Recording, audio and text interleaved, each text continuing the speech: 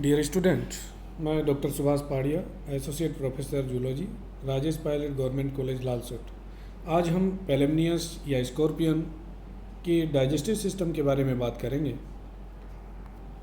पेलेमनियस या स्कॉर्पियन या बिच्छू जिसको हम कहते हैं, इसकी जो डाइजेस्टिव सिस्टम है उसको हम बेसिकली दो पार्ट में डिवाइड कर सकते हैं। एक तो एलिमेंट्री कैनाल वाला पार्ट और दूसरा जो होता है वो डाइजेस्टिव ग्लैंड वाला पार्ट। तो हम पूरा जो इसका डाइजेस्टिव सिस्टम है उसको दो पार्ट में प्रमुख रूप से बांट सकते हैं। एक तो आहार नाल वाला पार्ट और एक पाचक ग्रंथि वाला या जो डाइजेस्टिव ग्लैंड है वो वाला पार्ट। डाइजेस्टिव सिस्टम जो इसका होता है वो बड़ा लंबे एलिमेंट्री कैनाल में बटा हुआ रहता है और ये जो प्री ओरल कैविटी है वहाँ से शुरू होकर जो लास्ट वाला एनएस वाला जो पार्ट है, जो कि लास्ट सेगमेंट जो मेटासोमल सोमाइट्स जहाँ पे होते हैं वहाँ तक ये एलिमेंट्री कैनाल फैली हुई रहती है। इसमें जो स्टोमक के अंदर सैलिवरी ग्लैंड्स हैं और दूसरा जो इसका पार्ट होता है ग्लैंड्स वाला, गैस्ट्रिक ग्लैंड वाला, और जिसमें लीवर भी आता है जहाँ से डाइजेस्टिव जूस सिक्रेट किए जाते हैं, वो इसमें डाइजेस्टिव ग्लैंड वाला पार्ट शामिल किया है। आप ये डायग्राम जो है देख सकते हैं, जो मैं जूम कर रहा हूँ। बेसिकली हमने जब इसका क्लासिफिकेशन और जनरल कैरेक्टर जब पढ़ाए थे तो इसके बॉडी के जो पार्ट हैं उसको हमने तीन पार्ट में बांटा था, प्रोसोमा, मीजोसोमा और मेटासोमा। डायग्राम में आपको ये दिखाई भी दे रहा है। तो प्रोसोमा वाला पार्ट है, उसमें आप जो मुख के अग्र वाला भाग जो है वो इसमें है। मीजोसोमा जो बीच वाला पार्ट है और मेटासोमा जो पीछे का टेल एब्डोमेन वाला रीजन है वो इसमें शामिल किया गया। आप अगर देखते हैं इसमें डायग्राम के अंदर तो इसमें आगे की तरफ माउथ है। अपेंडिजेस मैंने आपको बताया था कि इसके अंदर जो अपेंडिजेस होते हैं वो आगे मुख के ऊपर की तरफ पेडिपेल्प और जो बाकी अपेंडिजेस होते हैं वो इसके अंदर होते हैं। नीचे की तरफ देख रहे हैं कि इसमें जो फेरिंग्स, मुंह माउथ के बाद में छोटा भाग इसका फेरिंग्स है, जो डायग्राम में आप देख रहे हैं एक फूली हुई संरचना में पीछे की तरफ दिखाई दे रहा है। और साइड में जो है सलिवरी ग्लैंड्स वाला पार्ट है। सलिवरी ग्लैंड्स जो है फेरिंग्स के दोनों तरफ लगी हुई है। पीछे फेरिंग्स जो है एक छोटी नलिका में खुलती है ईसोफेगस वाले पार्ट में, और ईसोफेगस जो है स्टोमक में खुलता है। जो बीच वाला पार्ट है आप उसमें हिपेटिक डक्ट्स दिखाई दे रही है आपको, जो यकृत वाहिकाएँ जो होती है जो डाइजेस्टिव जूस को लेकर आती है हिपेटिक डक्ट के द्वारा, यानी कि जो पूरा इसका बीच वाला पार्ट है मीजोसोमा वाला पार्ट वो लीवर वाला पार्ट है और वहाँ से जो हिपेटिक डक्ट्स है वो निकलती है। फिर ये पीछे की तरफ जो है मीजोसोमल इंटेस्टाइन में जाकर खुलती हैं, और मीजोसोमल जो इंटेस्टाइन है ना वो पीछे जो मेटासोमा वाला जो पार्ट है वहाँ पे ये इंटेस्टाइन दो पार्ट में, एक मीजोसोम के अंदर एक मेटासोम के अंदर पाया जाता है। तो इनके बीच का जो जंक्शन होता है वहाँ पे ये मेल्पिकियन ट्यूबुल्स भी पाई जाती है। पीछे ये मेटासोमल इंटेस्टाइन लंबी हो जाती है और पीछे की तरफ हाइंड गट के रूप में एनस के द्वारा बाहर की तरफ खुलती है। ये पीछे टेल्सन वाला रीजन है और ये स्पाइन वाला रीजन है, जो कि बिच्छू को जब आपने कभी देखा होगा तो वो पीछे वाला पार्ट ऊंचा करके चलता है।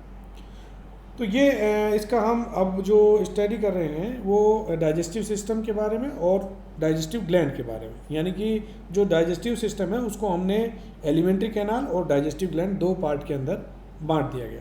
हम पहले एलिमेंट्री कैनाल की बात करेंगे कि जो एलिमेंट्री कैनाल है उसको हम थ्री जोन में डिवाइड कर सकते हैं। एक तो फोरगट वाला पार्ट जो जिसको हम कहेंगे जो मुख के बाद में जो अग्रांत वाला जो भाग होता है फोरगट या स्टोमोडियम कहेंगे।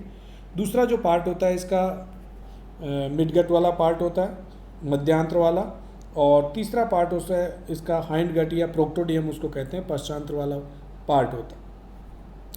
तो ये इस प्रकार हम इसको तीन आहार नाल को जो है तीन भागों में हमने बांट दिया गया।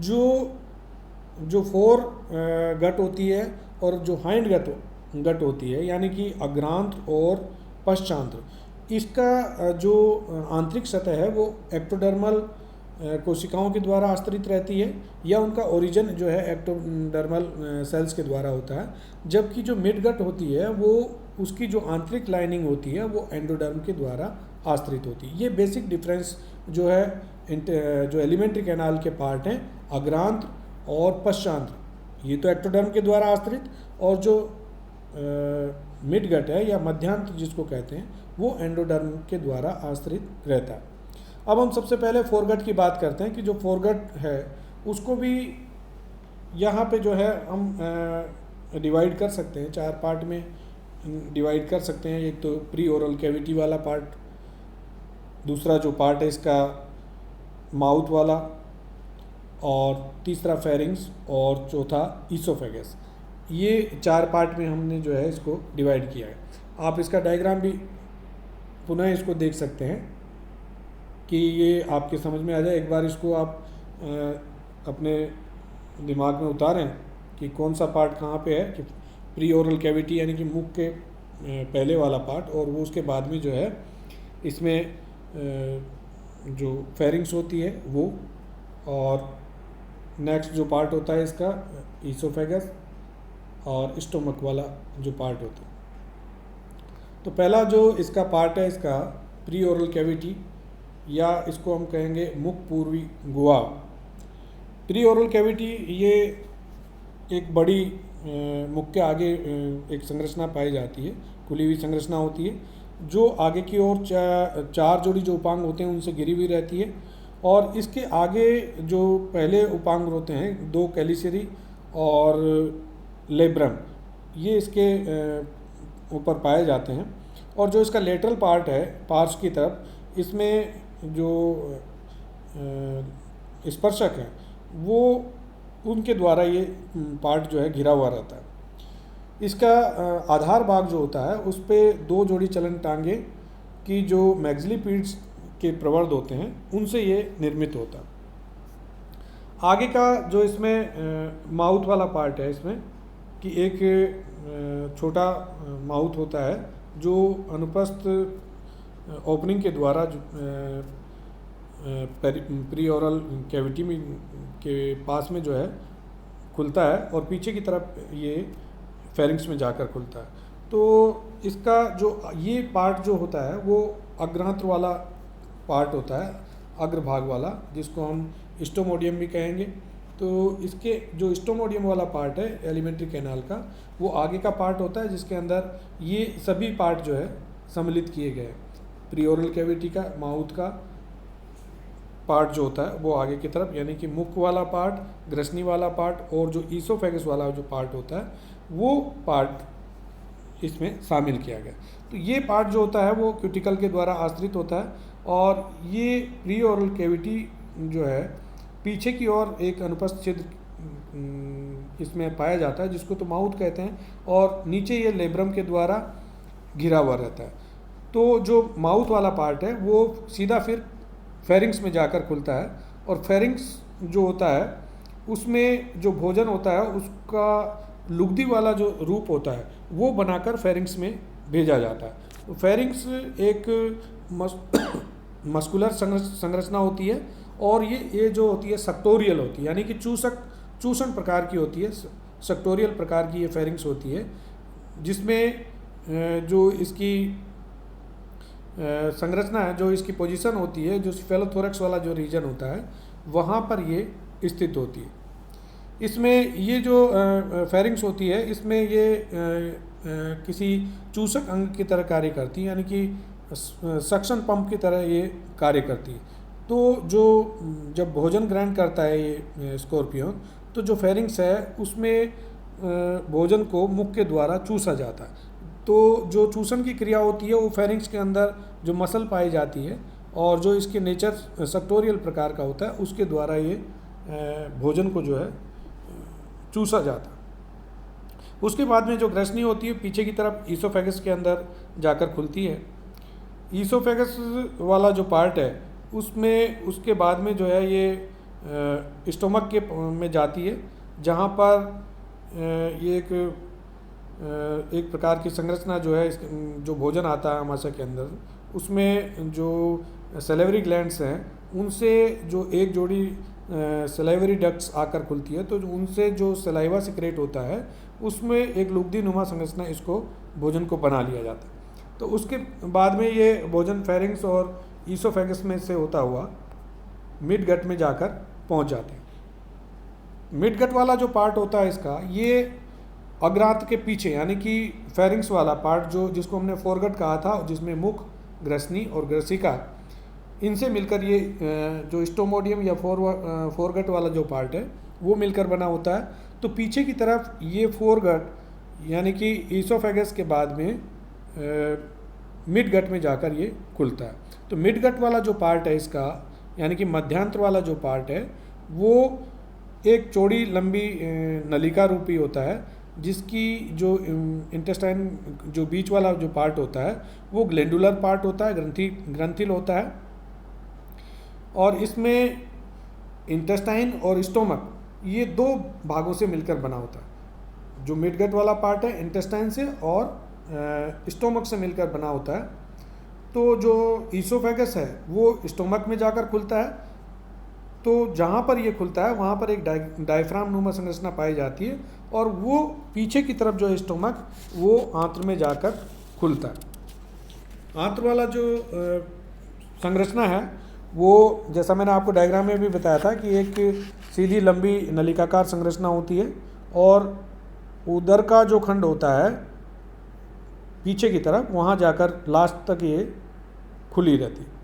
तो जो एलिमेंट्री कैनाल का ये मिडगट वाला जो पार्ट है वो सबसे लंबा पार्ट होता है जो कि पश्चांत्र में जाकर खुलता है। जैसा कि मैंने आपको पहले बताया था कि जो हाइंड गट है उसमें जो एक्टोडर्म के द्वारा आश्रित रहती है और इसमें जो ग्लैंडुलर सेल्स हैं, ग्लैंडुलर सेल्स की जो एपिथेलियम है उनके द्वारा ये आश्रित रहती है। तो जो दो भागों में ये डिवाइड रहती है उन भागों को एक तो हम कहेंगे प्री एब्डोमिनल और जो इसका इंटेस्टाइन वाला जो पार्ट है यानी कि उदर पूर्वी भाग या पार्स टेक्टा इंटेस्टाइनी इसको कहते हैं, और दूसरा जो उदर के पीछे वाला जो पार्ट है पोस्ट एब्डोमिनल पार्ट या उसको हम कहेंगे पार्स न्यूडा इंटेस्टाइन। यानी कि जो मिडगट की जो इंटेस्टाइन है वो दो पार्ट में डिवाइड हो रही है। जो इंटेस्टाइन को दो भाग में डिवाइड कर दिया गया है, एक तो प्री एब्डोमिनल यानी कि उदर के पहले वाला भाग और एक पोस्ट एब्डोमिनल या उदर के पश्च वाला पार्ट। तो इन दोनों का जो बीच वाला भाग होता है यानी कि दोनों जहाँ पर जुड़ी हुई रहती है वहाँ पर ये एक जो मेल्पिगियन ट्यूब्यूल्स है वो पाया जाता है। जैसा मैंने अभी डायग्राम में आपको बताया भी था कि जो इंटेस्टाइन वाला जो मिडगट और हाइंडगट का जो जॉइंट है वहाँ पर मेल्पिगियन ट्यूब्यूल्स पाई जाती है और मेल्पिगियन ट्यूब्यूल्स का कार्य होता है एक्सक्रीशन का, उत्सर्जन का कार्य जो है इन नलिकाओं का होता है मेल्पिगियन ट्यूब्यूल का। तो इसके बाद में मिडगट के बाद में फिर आता है हाइंडगट या इसको हम प्रोक्टोडियम भी कहेंगे। जो हाइंडगट वाला पार्ट है वो पीछे का सबसे छोटा पार्ट होता है और क्यूटिकल के द्वारा आश्रित रहता है। जो इसका पीछे का भाग है यानी कि अंतिम खंड तक ये फैली रहती है और पीछे की तरफ जो टेल्सन के पास में एनएस पाया जाता है उसके द्वारा ये बाहर खुल जाती है। तो ये एलिमेंट्री कैनाल का पार्ट था जिसको हमने प्रोक्टोडियम और मिडगट वाला पार्ट और हाइंडगट वाला पार्ट इसमें डिवाइड किया था। अब हम इसका दूसरी संरचना जो इसकी होती है वो होती है डाइजेस्टिव वाला पार्ट, यानी कि एक तो एलिमेंट्री कैनाल वाला हो गया और दूसरा हमने इसको डाइजेस्टिव ग्लैंड वाला पार्ट जिसके अंदर की जो एब्डोमिनल रीजन है उसके अंदर एक भूरे रंग की पालीनुमा संरचना पाई जाती है जो ग्लैंडुलर भी होती है, जिसको हमने लीवर कहा या इसको हिपेटोपेनक्रियाज कहते हैं। हिपेटोपेनक्रियाज यानी कि जो बीच वाला पार्ट है उसके अंदर ये हिपेटोपेनक्रियाज पाई जाती है और यहीं से इसके अंदर जो हिपेटिक डक्ट है वो हिपेटिक डक्ट भी यहाँ से 5 जोड़ी हिपेटिक डक्ट इसके अंदर से निकलती है। जो हिपेटोपेनक्रियाज है वो मिड डोर्सल सरफेस पर उसके अंदर एक खांच पाई जाती है जहाँ पर हार्ट पाया जाता है। तो इसका जो इंटेस्टाइन और का इसका जो इंटरनल पार्ट है वो इसके अंदर धसे हुए रहते हैं। हिपेटोपेनक्रिया जो होती है वो ब्रांच्ड होती है, शाखित होती है और छोटी छोटी नलिकाएं इससे निकलती है। हालांकि इसके कार्य के बारे में जो है पूरा अभी पता भी नहीं है, लेकिन ये माना जाता है कि इसके द्वारा जो हिपेटोपेनक्रियाज है उससे जो डाइजेस्टिव जूस है उनका सिक्रेशन किया जाता है। नेक्स्ट इसका जो पार्ट है फूड एंड फीडिंग, मतलब कि जो स्कॉर्पियन या पेलेमनियस जो होता है वो कैसे अपना भोजन ग्रहण करता है, किस प्रकार से भोजन का रूप में क्या लेता है। तो इस पहली बात तो ये कि जो स्कॉर्पियन है वो नॉक्टर्नल प्राणी है, यानी कि रात्रिचर प्राणी है, और ये रात्रि के समय जो है अपने जो आवास है उससे बाहर निकलता है और भोजन की तलाश में निकलता है। तो ये एक प्रीडेटर एनिमल है, परभक्षी प्राणी है, और प्रमुख रूप से इंसेक्ट, स्पाइडर और मीरियापोड्स जो प्राणी हैं उनको ये भोजन के रूप में ग्रहण करता है। इसमें एक जो प्रमुख करैक्टर पाया जाता है कि वो है कैनाबेलिज्म। कैनाबेलिज्म जो होता है वो लक्षण जो बताता है कि ये अपने स्वजातीय जो जंतु होते हैं, यानी कि दूसरे बिच्छू को भी ये खा सकते हैं। ये इन प्राणियों का प्रमुख लक्षण है। भोजन ये एक बार अगर ग्रहण कर लेते हैं तो उसके बाद में लंबी अवधि तक ये भोजन ग्रहण नहीं भी करें तो भी इनका जीवन चलता रहता है। ये जो शिकार होता है उसको उसके डाइजेस्टिव जो जूस है या तरल पदार्थ जो होते हैं उन्हीं को ये अपनी जो फेरिंग्स होती है, चूसन प्रकार की जो सक्टोरियल फेरिंग्स होती है उसके द्वारा ये भोजन को चूसते हैं। इनका जो फीडिंग मैकेनिज्म है कि भोजन ग्रहण करने का जो तरीका होता है वो जो अपने टेंटिकल्स हैं या स्पर्शक जो होते हैं उनकी सहायता से ये उसको किसी शिकार को पकड़ते हैं, और जो दंश होता है, स्टिंग एपरेटस इनके अंदर पाया जाता है, उसके द्वारा उसको बेहोश कर देते हैं। और फिर जो भोजन है उसको जो कैलिसरी के द्वारा छोटे छोटे टुकड़ों में कुतर दिया जाता है और जो प्री ओरल कैविटी है वहाँ पर उसको पहुँचाया जाता है। उसके बाद में जो प्री ओरल कैविटी के अंदर जो जबड़े पाए जाते हैं उनसे इसके टुकड़ों को दबाकर इसको जो है टुकड़े किए जाते हैं, और उसमें से जो तरल पदार्थ होते हैं उसको फिर फेरिंग्स के द्वारा चूसकर जो है भोजन को ग्रहण कर लिया जाता है। नेक्स्ट इसमें जो पाचन और अवशोषण वाला जो पार्ट है कि जो भोजन ग्रहण करने के बाद में जो प्री ओरल कैविटी के अंदर भोजन आता है उसको एक लुगदी के अंदर बदल दिया जाता है, और वहाँ पे जो पहली जोड़ी दो जोड़ी जो टांगे के जो मैग्जली प्रोसेस होते हैं उनके द्वारा जो एल्विलर ग्रंथियों के द्वारा एंजाइम सिक्रेट किए जाते हैं। यहाँ पर ही जो प्रोटीन का आंशिक पाचन हो जाता है और बाकी जो भोजन है उसको फिर आमाशय के अंदर भेजा जाता है। आमाशय में इसका पूर्ण पाचन होता है क्योंकि आमाशय के अंदर जो खुद के डाइजेस्टिव ग्लैंड्स जो होती है वो उनके द्वारा जो डाइजेस्टिव जूस की सिक्रेट किए जाते हैं, जैसे एमाइलेज, ट्रिप्सिन और लाइपेज जो एंजाइम होते हैं वो स्टोमक के अंदर सिक्रेट किए जाते हैं। और ये एमाइलेज एंजाइम कार्बोहाइड्रेट का पाचन करता है, ट्रिप्सिन प्रोटीन का पाचन करता है, और जो लाइपेज है वो वसा का पाचन करता है। तो इस प्रकार से भोजन के अंदर प्रोटीन, कार्बोहाइड्रेट और वसा तीनों का पाचन आमाशय ग्रंथियों से जो हार्मोन सिक्रेट होते हैं एमाइलेज, ट्रिप्सिन, लाइपेज, तो उनके द्वारा भोजन का पाचन किया जाता है। और जो पचा हुआ जो भोजन होता है उसका अवशोषण फिर आंत्र के अंदर किया जाता है। आंत्र में जो बिना पचा भोजन होता है वो हाइंड गट के अंदर एकत्रित कर लिया जाता है और उसको फिर जो एनस के द्वारा शरीर से समय समय पर जो है उसको बाहर निकाल दिया जाता है। तो इस प्रकार से जो डाइजेशन की जो क्रिया है वो प्रमुख रूप से दो भागों में विभक्त है, एक तो एलिमेंट्री कैनाल में और दूसरा डाइजेस्टिव ग्लैंड में। तो इस प्रकार जो स्कॉर्पियन या पेलेमनियस है उसमें भोजन का पाचन हो जाता है। Thank you.